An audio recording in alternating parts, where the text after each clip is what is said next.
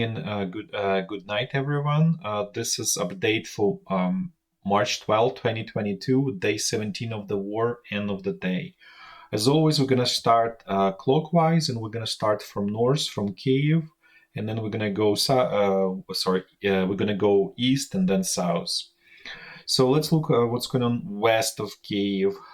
There was a large attack on Makariv, where you see 14th Ukrainian Brigade is defending it. We'll discuss it a little bit later in detail once we look at the Kyiv situation. There was also a major attack on town of Irpin, west of Kyiv. On the eastern side, it was around town of Brovary. It was quiet. Based on our information, Ukrainian forces brought here 10th Brigade here. If we move further east, we now identified that 1st Tank Regiment of the 2nd Mechanized Division is covering this stretch between Sumy and Romny. Then let's move further to Kharkiv. It's relatively quiet here, nothing major. Let's move a little bit south. In Izyum, again, heavy fighting around Izyum. Attempts of Russian forces to break through here, because that would allow them to encircle all of this group of Ukrainian forces in Donetsk. Again, let's move a little bit south. Russian forces attacked town of Popasna. It's here, you see this arrow. There was major attack, but they were repelled. Then they attacked as well in Donetsk, and we also know that they suffered heavy casualties there.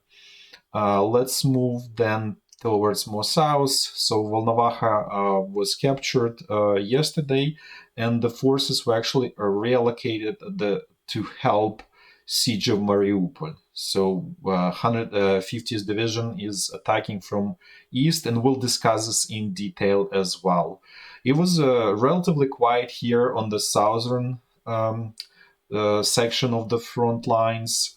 What we know that this Russian scouting group near Bashtanka was kind of blocked because their pontoon bridge was blown off, so their connection to the main forces was kind of cut off. It's not true, encirclement, but they were just kind of tactically blocked. We don't know whereabouts of this scouting group. It's probably staying and scouting around in this area, but there was no major, reports of what's going on there. Here we actually, with this lighter yellow color, we are showing units that suffered heavy casualties. So this is 80th Ukrainian Brigade that was actually blocking Crimea Peninsula, and it took heavy losses when Russia, in the first days of Russian invasion, and then it retreated towards. We believe that it's defending this gap in between Zaporizhia and Volnovakha. There's also remnants of 503rd Battalion that also suffered heavy casualties. Now let's move and let's look at the situation around Kyiv. So as mentioned, there was a large attack on Makariv, because Makariv is blocking the Russians' ability to attack Kyiv from west along the Zhytomyr highway. So this is becoming very critical point. Before Russian forces can launch full-scale attack, they really need to recapture this town, because it opens up this juncture here that allows them then to go without and have unimpeded supplies for their attacking forces. We also know that they attacked town of Irpin here, and there is also even unconfirmed rumors that they managed to penetrate in a small section here and enter this wooded kind of like city forest area.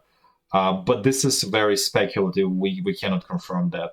Also, just to a little bit explain how things are and why we just show this thin white lines. This is just basically supply lines of Russian troops. And beyond that, they don't really control much. They have kind of their like strongholds in some of the villages. Like for example, but then Ukrainian forces are also very nearby. So for example, this town of village of Teterevsky is controlled by Ukrainian forces, and then this village of Kukhari is controlled by Ukrainian forces. On the eastern side of Kyiv, there's no major changes. We believe just Russian 90th Tank Division is regrouping, resupplying, receiving more manpower, tanks, just preparing for a major attack, large-scale attack on Kyiv. Let's now look at Mariupol, so because it's becoming more and more important.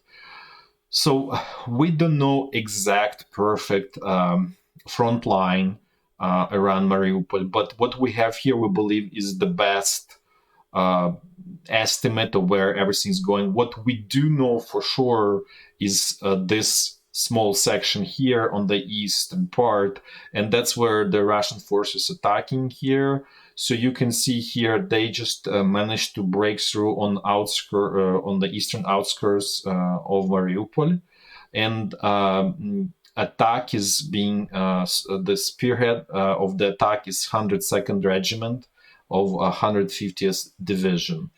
Let's actually look a little bit closer at the situation. So they're attacking along three main kind of streets. One is Peremohy Avenue, so this is where they attack, one of the axes of attack. Then they're attacking along the Azovstalska Street, this one, as you can see here. And then they're attacking along this, I believe it's a Morskiy Blvd. So this is their major axis of attack. In terms of the whole situation in Mariupol, Ukrainian forces are sealed. There is no resupply or anything. So unless Ukrainian forces try to relieve it, we think that they may last there for another 5-7 days, and then Mariupol may fall. But this is obviously somewhat speculative, but based on our understanding of the situation over there, that's our best estimate. Okay, well, thanks for watching today, and till tomorrow. Bye-bye.